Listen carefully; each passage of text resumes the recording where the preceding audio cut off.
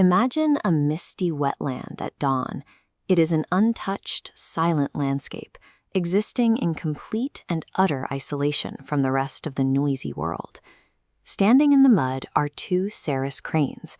They are massive birds, instantly recognizable by their striking red heads. In Indian mythology, these birds are the ultimate icons of devotion. They mate for life, forming a bond that spans decades. That lifelong connection requires constant maintenance. They actively reinforce their partnership through elaborate synchronized courtship dances, mirroring each other's movements with outstretched wings. This serene baseline is exactly where Dr. Manmohan Singh begins his poem, To a Pair of Sarus Cranes.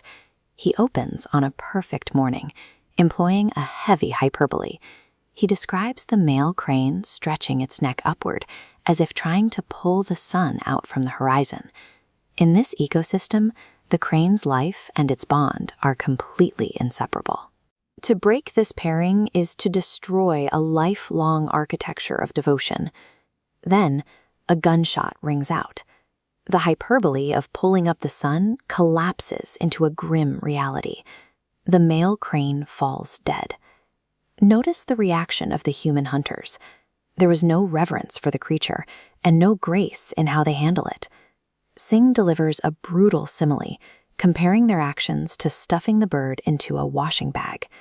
A washing bag is meant for soiled laundry. The poet uses this specific image to highlight how humans reduce a majestic life to the status of dirty linen. Stuffing the bird into a canvas sack completes the humiliation. The hunter has processed a majestic creature into baggage, stripping away its dignity. Half of this unbreakable unit has been erased. The surviving female crane immediately takes to the sky, circling frantically above the hunters.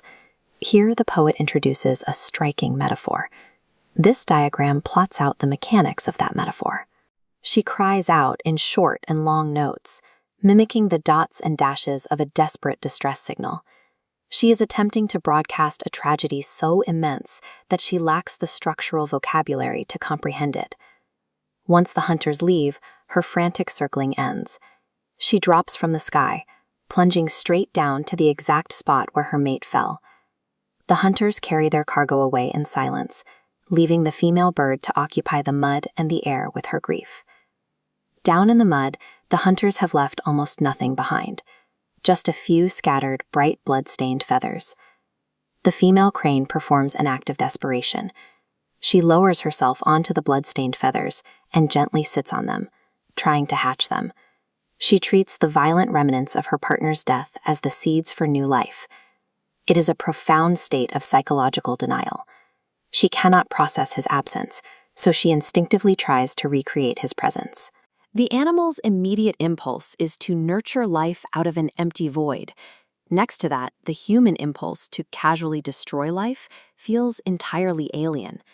The poem reaches a metaphysical conclusion. The female crane is swept away by a wave she had never seen, a poetic representation of her dying from sheer, overwhelming grief. Dr. Singh argues that the depth of her mourning goes far beyond human words, and beyond even our own fables of human love.